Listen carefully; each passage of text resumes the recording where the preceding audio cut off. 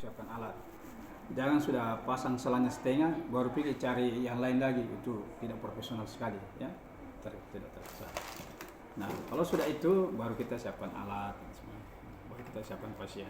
Nah, yang pertama kita siapkan NGT. Ini namanya NGT. Ini nomornya ya. Nomornya 16. Ini nomor 16. Semua selalu ada label di sini nomor ya. Semakin besar nomornya, semakin besar juga itu ininya, selangnya. Beda dengan IV kateter kalau kita pasang infus. Kalau pasang infus terbalik itu, kalau besar nomornya kecil jarumnya ya. Kalau ini tidak ya. Kemudian kita ukur dulu, kita ukur ya, kita ukur dulu. Tapi sebelumnya kita pakai handscoon ya, ingatkan nanti kalau hujan pakai handscoon ya. Kita ukur dulu.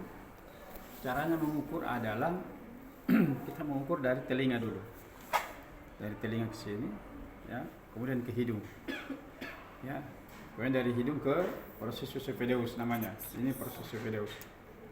Biasanya kita tarik 2 jari juga processus esophageus. Baru ini kita kasih label tanda bahwa di sinilah nanti ya, ujungnya ini selang ini masuk ke dalam sampai di sini begini nanti udahnya ya. Itu cara mengukurnya. Lalu ulangi lagi, kita dari sini hidung, dari telinga ke hidung. Nah, di sini kita pegang nanti. Kenapa mesti sampai di sini? Karena itu tadi saya bilang pasiennya disuruh menelan. Pada saat ini masuk ke dalam, ujungnya ini nanti nih, pada saat dia masuk ke dalam sini, ini memberikan sinyal, ditanya nanti di dalam sini di epiglottis tanya. Dia tanya nih, kau mau kemana kau? Dia menjawab ini, bilang saya mau masuk ke lambung pencernaan. Bilang, apa paspormu? Paspornya adalah menelan.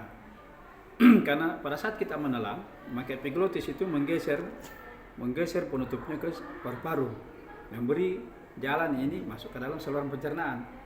Pada saat kita bernapas, dia menutup pencernaan supaya pernapasan yang terbuka. Jadi epiglottis itu yang paling sibuk menjadi menutup membuka. Nah itu ya. Jadi dia menutup membuka. Itu epiglottis. Makanya jaraknya dari telinga ke hidung ini epiglottis akan bertanya kalau sudah sampai ke sini. Jadi suruh menelan kalau pasiennya sadar. Tapi kalau tidak sadar jangan suruh menelan. Ya.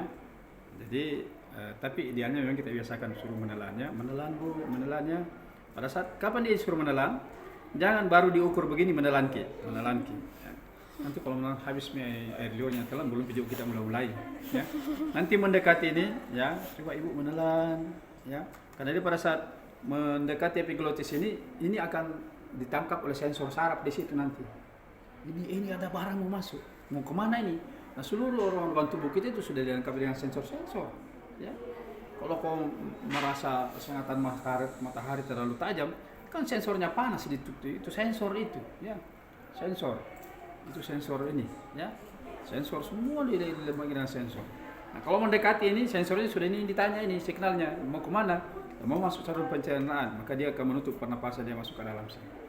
Jadi disuruh menelan, makanya ini dipegang ini, walaupun nanti ini sudah diukur ya dari sini ini. Nah, ini ada ukurannya ditandai sini, tapi ini kita pegang. Kasih jeli sebelumnya, kasih jeli ya. Nah, jeli ini biasanya diletakkan di sini ya. Bukan diambil sedikit baru dikasih begini. Enggak. Diletakkan di sini ya. Kemudian kita pegang begini. Ya supaya merata jelinya, ya.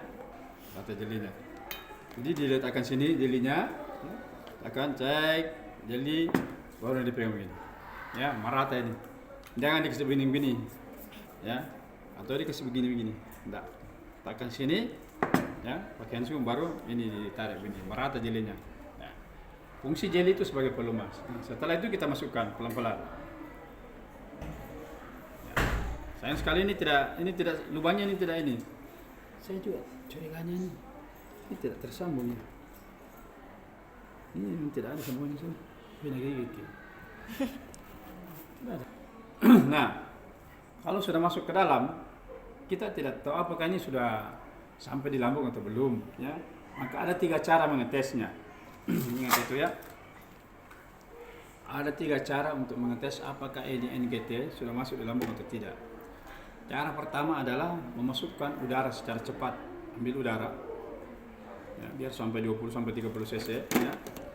Kemudian pasang stetoskop di atas proses supedos ini ya, kan tadi diukur sampai ke sini ujungnya ini ya, susah begini dari ini ya ke sini, berarti ini nanti kalau dia masuk ujungnya sampai ke sini ya, nah ini ujungnya ini nanti dia di dalam kan ada lubang di atas stetoskop dalam sini ya. Pada saat ini udara ini dilempar masuk ke dalam gini dengan kecepatan tinggi, maka udara nanti itu terdengar oleh stetoskop di sini ya, itu fungsinya. Nah, jadi kita tapi harus tidak boleh pelan-pelan begini karena tidak terdeteksi, harus cepat begini ya. Jadi untuk mengetes apakah dia masuk ke dalam harus cepat dengan tekanan tinggi ini ya. Nanti itu akan terdengar di stetoskop kita kalau dia masuk ke dalam lambung. Tapi kalau tidak terdengar berarti dia tidak masuk ke dalam lambung ya. Nah, supaya kita tidak terlalu ragu-ragu, kenapa tidak terdengar ini, jangan sampai masuk ke dalam paru-paru. Coba aspirasi begini, kita tarik. Kalau kita tarik, baru yang keluar itu adalah warna kuning-kuningan ya, kemudian warna cairan lambung kan kuning ke hijau-hijauan, berarti itu ada cairan lambung, berarti itu sudah masuk ya. Tapi kalau pas kita tarik begini tidak ada yang keluar, baru ada tahanan, nah, kita tes lagi yang ketiga ya. Kita tes ketiga, isi air ini isi air, kemudian kita celupkan ujungnya ini masuk ke dalam. Pas kita celupkan ini ujungnya ini masuk ke dalam, terus ada gelembung-gelembung udara di situ, berarti harus segera dicabut ini karena ini masuk dalam paru-paru ya. Berarti ada udara yang keluar dari situ, berarti ini ada gelembung paru-paru, gelembung udara keluar ini, berarti segera cabut karena ini pasiennya ini akan sesak nanti, batuk terus karena selanya masuk ke dalam paru-paru, dia tidak masuk ke lambung. Jadi sekali lagi ada 3 cara untuk mengetes ya, mengecek apakah NGT ini masuk ke dalam.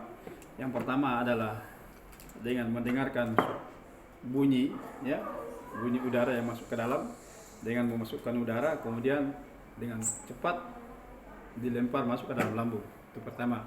Yang kedua adalah aspirasi, tarik ya. Kemudian yang ketiga adalah melihat gelembung udara yang ada di kom yang terisi air. Ada 3 cara ya. Itu 3 cara yang untuk mengetahui apakah ini sudah masuk ke dalam. Nah, kalau misalnya kita tes tadi tidak ada juga, kita tes tidak ada terdengar, kemudian kita aspirasi juga tidak ada yang keluar cairan lambung ya. Kemudian kita celup juga di sini tidak ada gelembung udara. Di mana ini? Kalau ada gelembung udara sudah ditahu bahwa dia ada di paru-paru. Tapi di celup juga ini tidak ada juga gelembung udara. Nah, berarti kita curiganya masuk di rongga mulut di sini, dia berputar-putar. Nah, biasanya itu dia berputar-putar masuk ke dalam gini, atau putar-putar dari dalam gini, ya. Baru ini tidak keluar ujungnya, ya begini putar-putar. Makanya kita butuh pen light ataukah ini spatel tadi, ya. Tekan lidahnya baru senter ke dalam. Ternyata dia berputar-putar di bawah epiglotisnya, itu berputar-putar, kita gulung-gulung ini barang ini, ya. Biasanya itu terjadi pada pasien yang tidak sadar.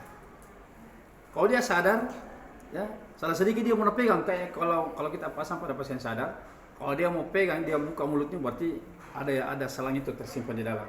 Karena itu lagi tadi saya bilang itu adalah sensor refleks, ya tidak nyaman dia karena selang ini tergulung-gulung di dalam sini. Bagus kalau misalnya muncul dia ke permukaan, tidak ada masalah, dia keluar ke sini, berarti kelihatan. Tapi kalau tidak, biasanya itu kalau sudah ada tahanan, dia tergulung-gulung dalam situ. Inilah fungsinya spatel ini, dilihat, kemudian kita senter ke dalam, yang berarti segera dicabut. Jadi ada beberapa pertanyaan yang bisa muncul nanti, kalau misalnya kita pasang, ini kita yakin bahwa dia sudah masuk, tapi pada saat kita tes, tidak ada terdengar suara, kemudian kita celup tidak ada gelembung, berarti kita bingung, tidak ada, pasti dia ada berputar-putar di sini, ya. Atau ya tidak sampai di ukuran itu, ya. Misalnya begini, coba kalau tidak ada juga tergulung-gulung di sini, baru tidak ada juga suara, tidak, berarti ukurannya itu tidak sampai. Ya, kemungkinan dia hanya sampai di sini saja, baru tidak bisa tidak bisa terdengar suara di sini karena kita letakkan stetoskop di sini, baru posisi salangnya masih ada di atas. Berarti kita tadi salah dalam memberikan ukuran. Ya. Nah, idealnya ukurannya begitu, saya ulangi lagi, dari telinga ke hidung ke proses esophagus. Nah, ini panjang di sinilah nanti dikasih tanda, ya. jangan geserkan tangan sebelum ada tanda di situ. Nah, inilah nanti kalau sudah masuk, berarti nanti di ujungnya ini akan terdengar bunyi karena dia masuk pas di atas lambung sini, ya. Oke, kalau tidak ada bunyi, baru tidak ada juga gelembung, berarti dia kemungkinan ada di sini. Oke, ya. Nah, kalau sudah masuk begini, tinggal kita fiksasi.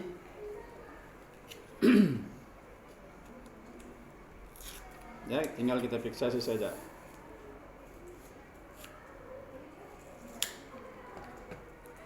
Nah, cara fiksasinya begini kan, ya. Sama kalau kita fiksasi ini, lihat, atau lebih gampang kasih begini saja di hidung gini. Ya. Nah, baru ini putar 2 kali, fiksasi begini. Ya, cara fiksasinya begitu, ya. Fiksasi. Nah, biasanya supaya dia tidak ini, kita fiksasi juga sampai sini, dari sampai sini supaya tidak terlalu mengganggu. Nah, kalau sudah terpasang itu, kalau misalnya ini pasien butuh nutrisi, misalnya ini ada susu kah atau bubur, ini kita ambil begini, sepenuh sampai 60 cc baru dimasukkan. Nah, biasanya itu di rumah sakit kalau dia ambil susu begini, diambil susu, okay, baru dia ke sini. Di sini ada sekitar 10 cc udara. Ambil, kita biasa begini, baru kasih keluar udaranya. Apalagi kalau menghadap ke kita biasa terpencet ke mulut. Nah, sekarang tidak usah begitu. Tekniknya adalah masukkan saja begini, ya. Kemudian posisinya dikasih berdiri. Kenapa dikasih berdiri? Karena nanti itu airnya akan lari ke bawah, udaranya ke atas. Karena udara sudah mencari tempat yang kosong, ya. Karena berat air daripada udara itu, lebih tinggi air, ya. Jadi dia mengisi ke bawah. Nah, kemudian cara masukkannya begini. Jangan begini, karena kalau kau begini berarti udaranya lagi di sini, udaranya masuk. Begini. Kemudian kalau masukkan nanti di sonde lambung, ini fungsinya ini mil per mil, ya. Jangan kencang begini. Ambil lagi. Ambil kencang sekali sampai akhirnya nanti ini pasiennya itu pendarahan lambung. Kalau lebih habis warna hitam. Ya, caranya ambil, ya. Nah, kemudian masukkan, naikkan kalau ada udara pelan-pelan. Memang lambat karena kita ikut ini dari mil per mil. Oke, kalau capek berarti lagi 10 cc. Kalau susu itu tidak capek orang, tapi kalau bubur keras ini, ya, masuk, ya. Nah, kalau tinggal udara berhenti, kan tinggal udara di sini berhenti. Caranya supaya udara tidak masuk kembali, ini ditekuk begini, dilipat, ya. Lalu ambil lagi. Nah, boleh juga kalau misalnya selesai nanti, ini biasanya kita caranya ini masukkan ke dalam sini, ya, supaya tidak masuk udara. Ini begini, supaya tidak masuk udara nanti, ya. Oke, itu untuk sonde lambung, ya. Tapi hari ini kita bicara tentang